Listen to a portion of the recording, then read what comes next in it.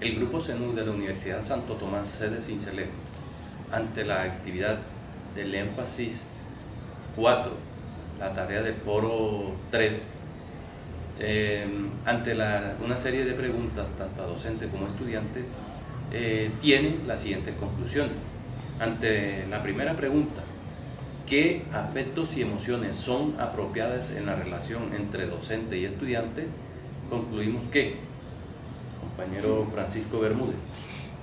Gracias, Elvi. Dentro de esta conclusión, primeramente, la palabra clave que nosotros pudimos evidenciar fue la empatía.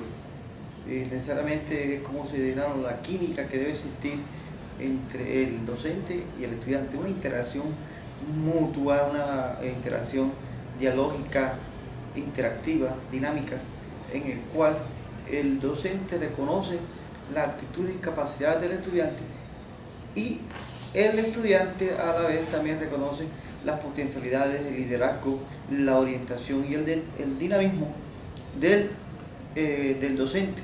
Por esa razón es una relación estrictamente armónica, en el cual se necesita esa parte de empatía general entre ambos. Correcto. ¿Alguno de los compañeros tiene otra conclusión? En síntesis, podemos decir que se hacen necesarias, complementarias para que el proceso de un buen ambiente de aula se dé.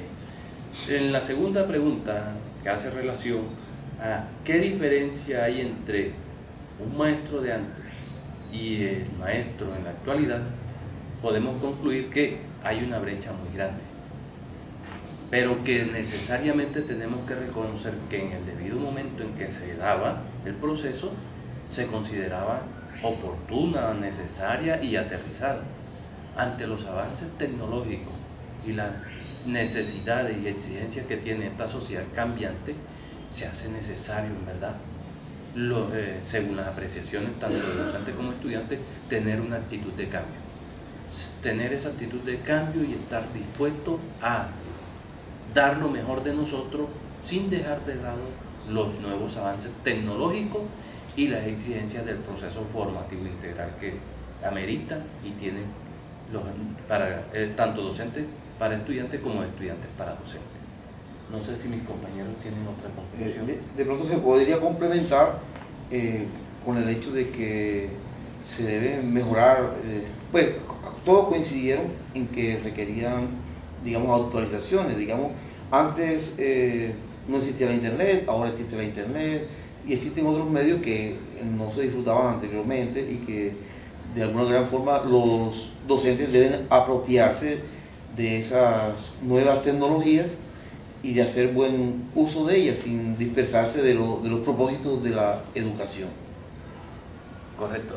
Sí, también quería hacer una precisión. Eso también implica que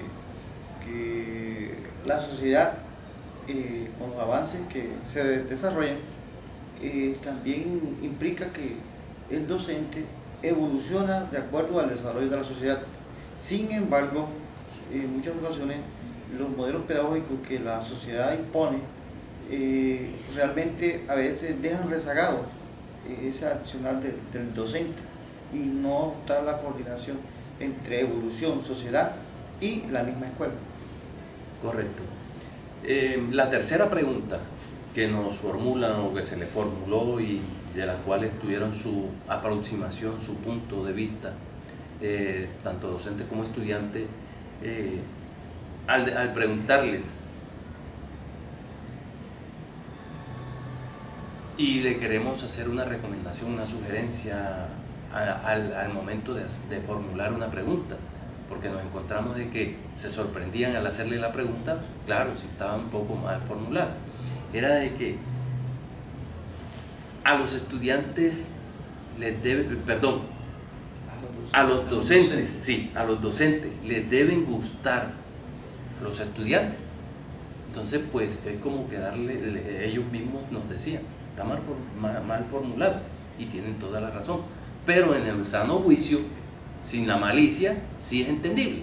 Pero bueno, está buena la sugerencia de formular bien la pregunta.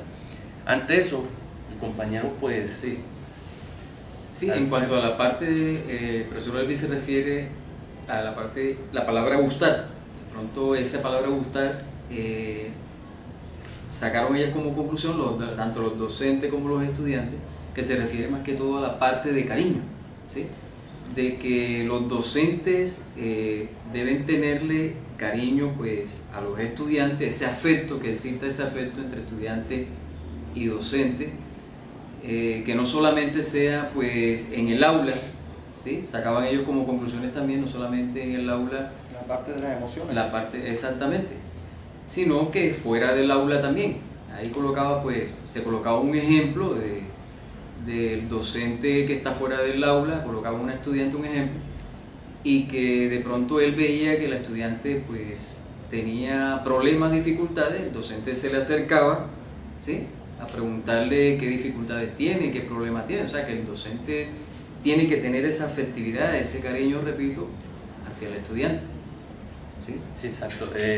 Más que todo hicieron referencia tanto las profesoras como las estudiantes en que ese gustar era casi que la materia o el elemento básico para que ese interactuar se diera y la asertividad entre ellos se aproximara. Entonces pues consideramos que tienen todo un fundamento veraz la postura y opinión de ellos. Seguidamente se hizo la pregunta, se formuló la pregunta a ellos sobre ¿ser docente es una profesión o una vocación? Y esa respuesta fue bastante, coincidieron en que se necesitaban los dos aspectos, ser la vocación y ser profesión. Profesión desde el sentido de la formación, la estructuración académica, y la vocación es porque requiere bastante cariño, disposición, digamos, aceptación a ciertas situaciones que requieren cierta flexibilidad, digamos afectiva, y que lleva al buen ánimo hacia los procesos de enseñanza-aprendizaje. Correcto, o sea, es decir, ellos coincidieron mucho en decir es que eso no se puede ver por separado, son complementarios. Si sin vocación, no, el profesional sin vocación no cumple a cabalidad el rol como tal, y que tienen que ser recíproca para poderse llevar a cabo. Que en ocasiones se puede dar espontáneamente, pero que tienen que llegar a lo mismo. Un profesional sin vocación está desubicadito, como nos formulaba, o la posición que tenía una de las estudiantes, donde sí nos planteó esa parte, y las compañeras docentes también. Entonces pues es algo que son complementarios. Sí, yo también quisiera recalcar que coincidieron en esa pregunta tanto docente como estudiante, en que tenía que ver también el grado de actitud. También tenía que llegar también el que estuviera preparado, capacitado, y que le gustara enseñar. Entonces va de la mano tener la vocación, pero profesionalmente estar preparado para esta ardua labor que no es fácil, que es lo que está haciendo el profesionalismo. Sí, profesionalismo como tal. Correcto. Y por último, pues una pregunta muy significativa, no solamente para los miembros del estamento institucional, sino a nivel general dentro del proceso de la enseñanza y el aprendizaje. Se hacía la pregunta de ¿qué hace a un maestro ser un buen maestro? Y en verdad pues nos sorprendimos por la grata respuesta que hubo entre los entrevistados. Entre ellas pues pudimos concluir sabiamente que entre más integral sea el actuar de nosotros como profesionales, así vamos a ser reconocidos para ello. Tanto es así que una de las compañeras profesoras nos decía que esto lo está desconociendo el ministerio, que no nos está capacitando, que nos están golpeando, porque nosotros estamos sencillamente cumpliendo un rol social, formar al verdadero hombre que necesita la sociedad. Y eso coincidieron las 4 personas que entrevistamos. Tanto docentes como estudiantes.